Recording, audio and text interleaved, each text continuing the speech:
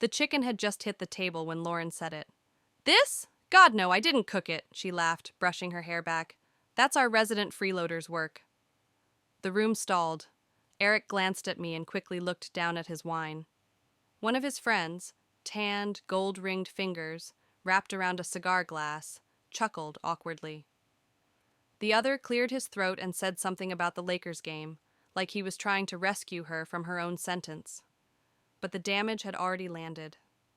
Right there at the dinner table, in my presence, in the home I paid for, in the house Paul and I built with our bare hands back when we lived on canned chili and hope.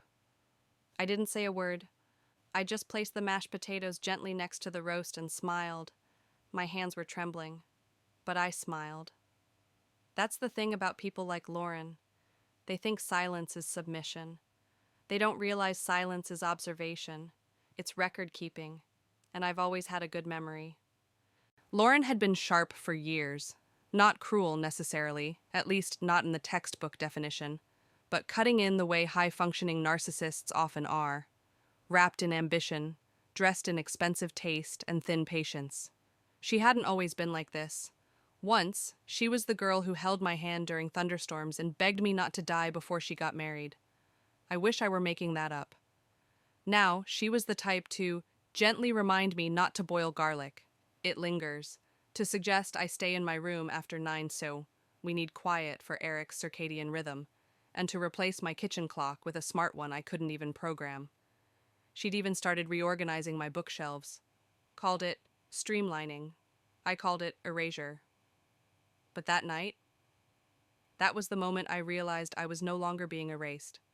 I was being erased publicly. The next morning, I cleaned the kitchen like I always did. Dishes, countertops, even the crumbs around the coffee maker Lauren never noticed. It was early 6:22 a.m. I only know that because the new clock blinked it in eerie blue above my head. As I wiped down the marble island, Lauren walked in. She didn't say good morning. Instead, she opened the fridge, pulled out her oat milk, and said flatly, "Can we not serve carbs next time when Eric's friends come over? They're all on keto." I didn't look at her. It was a Sunday dinner. Right, but you don't need to act like it's 1952. I turned, gripping the dish towel. I didn't know caring was outdated. She didn't respond. She took a sip from the carton, wiped her lips, and walked away. Just like that. No acknowledgement, no thank you. Later that day, as I folded their laundry, yes, even their socks, I noticed something strange in the drawer Lauren kept locked in the study. It had been left ajar. Inside were several folders, one labeled with the name of the house I still legally owned. I opened it. Curiosity at first. What I saw made my mouth go dry. Loan applications, mortgage refinancing forms, all under Lauren's name, all referencing my house. Not this one, not the Pasadena box she ruled over like a Pinterest tyrant, the old one. The one Paul and I had poured our bones into, still in my name. I flipped to the last page. She had forged my signature. I don't remember walking back to my room. I just remember sitting on the edge of the bed and staring at the framed photo of Paul, the one where he wore that awful brown wedding suit and still managed to look like a movie star. I stared and I thought, she's not just ungrateful, she's dangerous. That evening I made her favorite meal, braised short ribs, roasted root vegetables, even a kale salad with lemon vinaigrette. She came in late, heels clicking, phone in hand. "Oh, wow," she said with a smirk. "You didn't need to go full Julia Child." "I had time," I said calmly, drying my hands on a towel. "By the way, I came across something odd in your study." She stopped mid-scroll. "Excuse me?" "A mortgage application. For a house that doesn't belong to you." She looked at me, eyes narrowing. "You shouldn't be snooping through my things. And you shouldn't be stealing mine." A silence stretched. Tense. Electrical. "I was going to talk to you about it," she said finally. "It's not stealing. It's just easier if the paperwork is in my name. For taxes. For refinancing. It's fraud, Lauren." Her voice dropped to a whisper shout. "Do you even use that house? It just sits there. It's dead space. It's mine." She stepped closer. "You think that paper means anything? You're not getting any younger. You don't work.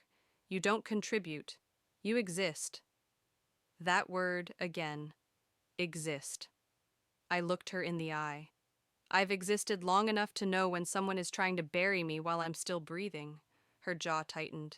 You should be grateful we let you live here. That's when I smiled, really smiled. The kind that says, you just made your last mistake. I didn't raise my voice. I raised the stakes. The next morning, I made 2 phone calls. One to Walter Brenner, my late husband's best friend and our old attorney. The second to a woman named Jessica Tran, realtor, bright-eyed, quietly ruthless, perfect. Walter said, "She forged your name? Jesus, Margaret, that's not just cruel, that's criminal."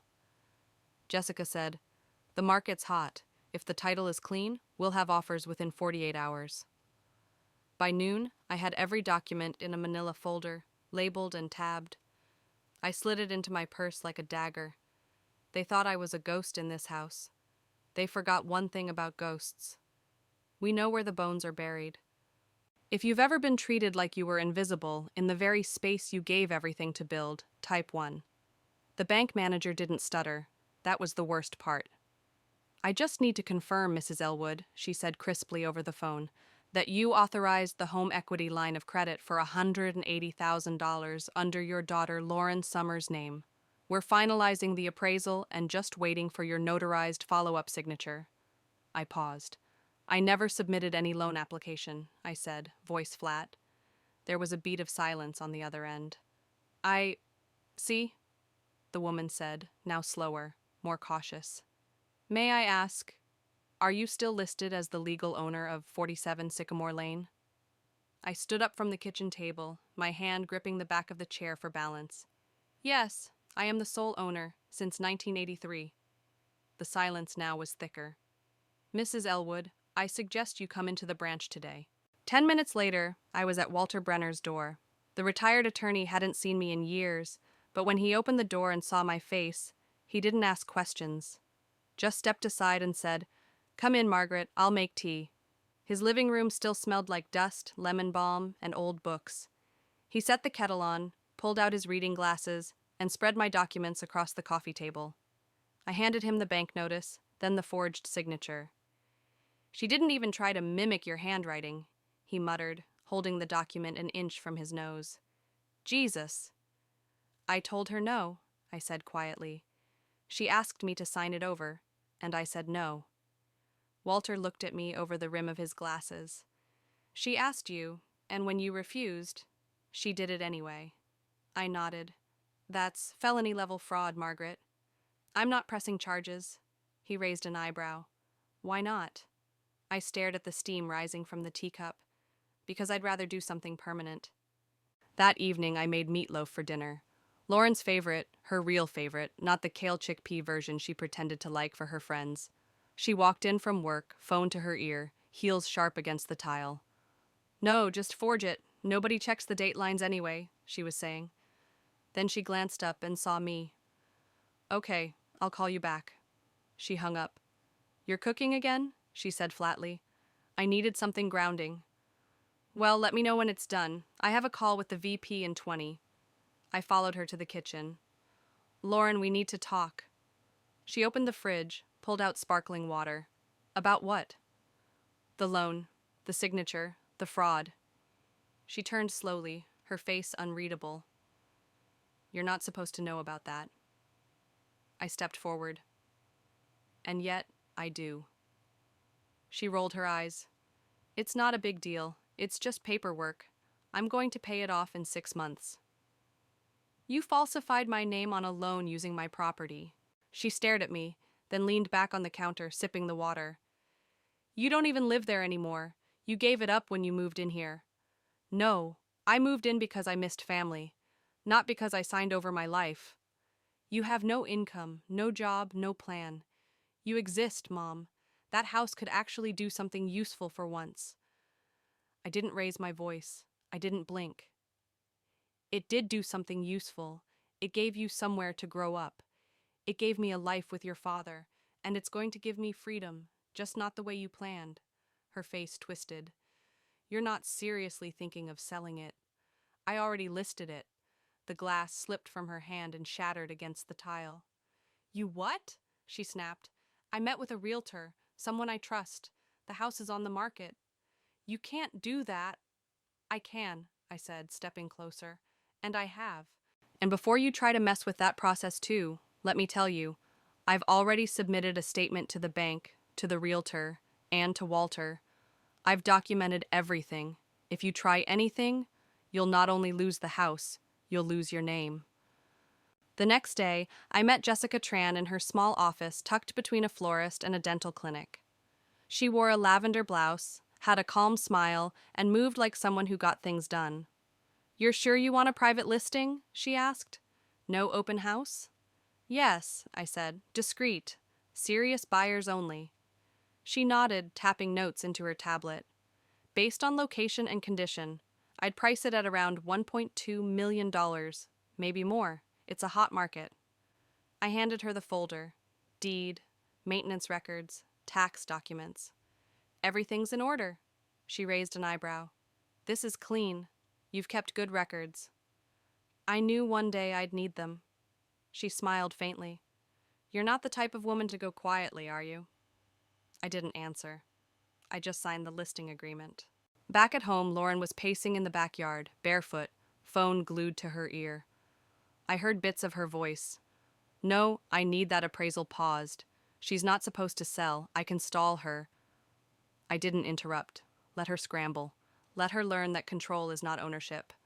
Later, she cornered me in the hallway. You're humiliating me. No, I replied. You did that the moment you signed my name without asking. You want me gone? You want to throw me into the street? I want you to remember what happens when you try to bury someone who still has breath. She leaned in, her voice sharp. You won't win. I smiled. You already lost. If you've ever had someone try to take what you built, quietly, legally, or behind your back, type 2. The envelope was already open when Lauren walked out onto the porch in her silk robe, still half asleep. It was couriered that morning at exactly 8:30 a.m., a thick packet, crisp, legal, impossible to ignore. On the front, Lauren Summers, urgent, certified property transfer and tenancy termination. Inside were 3 pages. The first, a notarized deed showing the legal sale of 47 Sycamore Lane to a buyer named Diane Westfield, effective immediately. The second, formal notice of tenancy termination, 7 days to vacate or face eviction proceedings. The third, a signed letter, short, cold, from me. This is not a conversation. This is closure. Emsa Elwood. I wasn't in the house anymore, but I hadn't left empty-handed.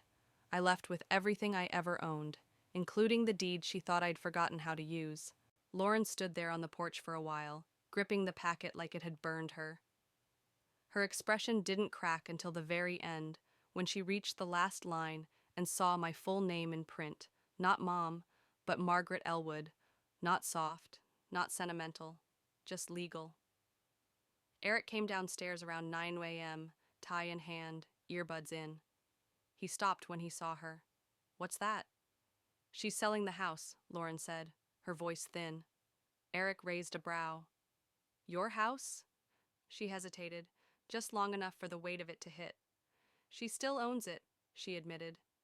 He didn't say anything for a moment, just nodded once. You forged her signature, didn't you? Lauren looked up sharply. She's overreacting. I was just trying to... Eric put up his hand. Don't finish that sentence. And then he walked upstairs, without touching her. Meanwhile, I was downtown, sitting across from Jessica Tran at her real estate office. She was smiling, calm, polite, efficient. All 3 offers are still strong, she said, tapping her tablet.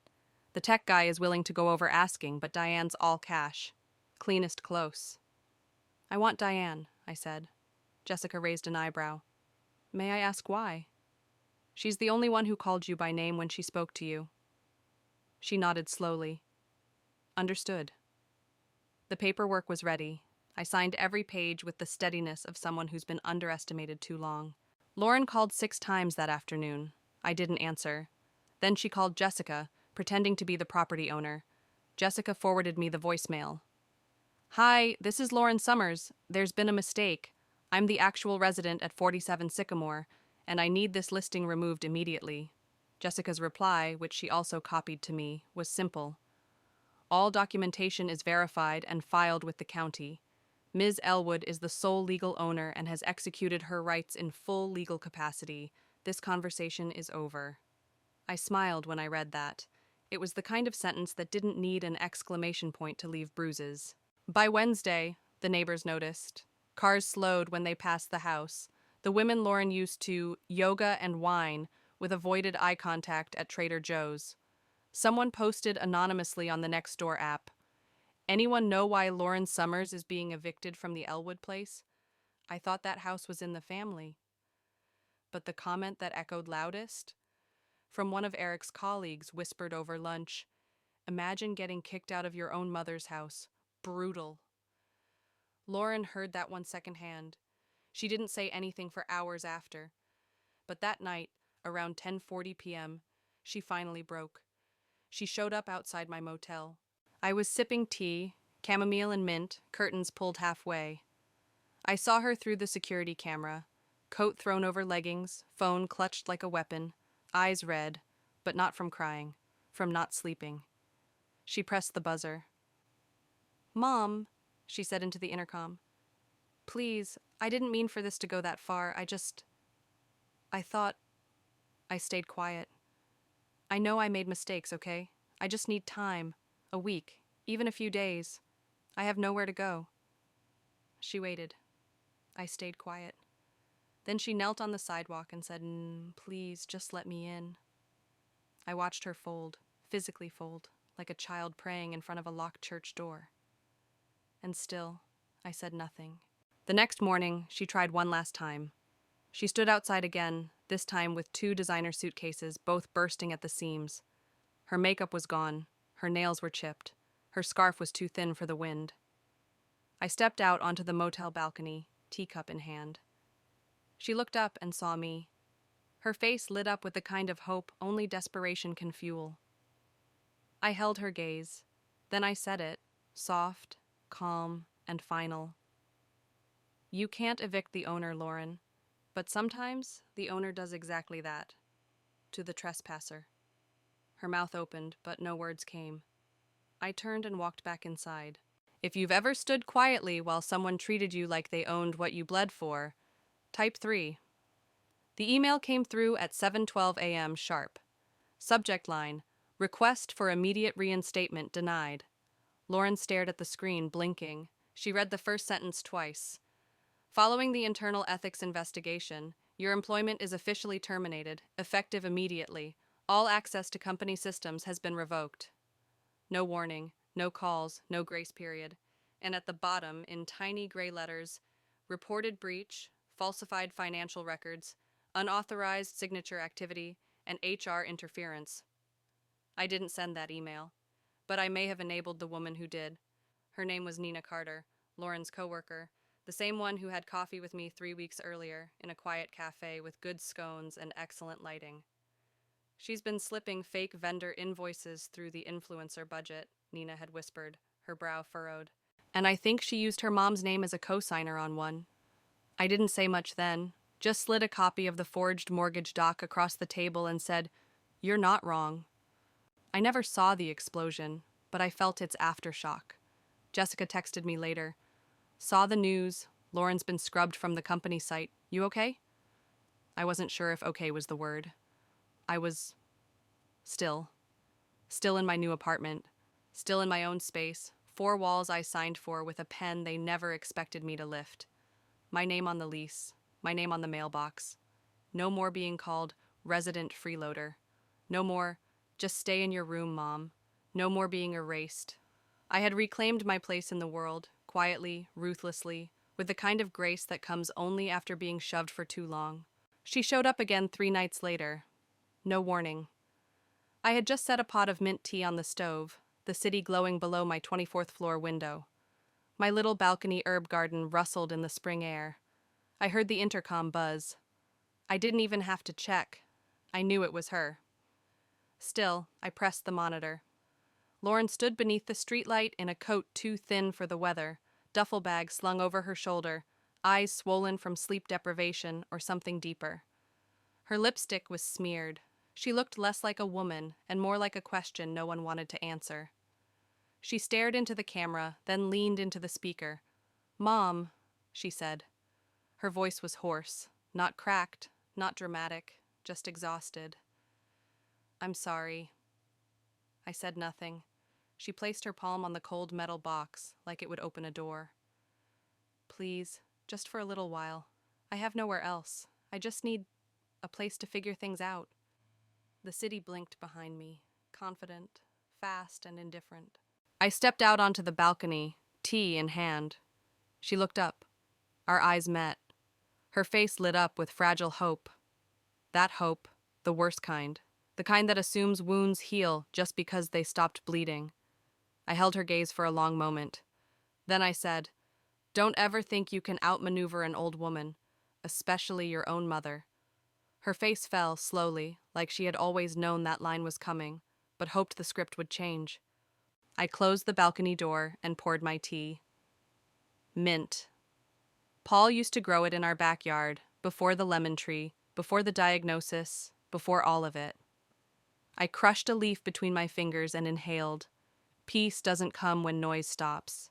It comes when you realize you don't owe anyone a second explanation. I sipped, turned off the lights, and watched Lauren disappear into the blur of traffic and night. 2 weeks passed. The sale money cleared. Jessica handled the closing with precision. Diane, the new owner, sent me a thank you card. "Thank you for entrusting this home to me. I will treat it with care and fill it with memories, like you once did."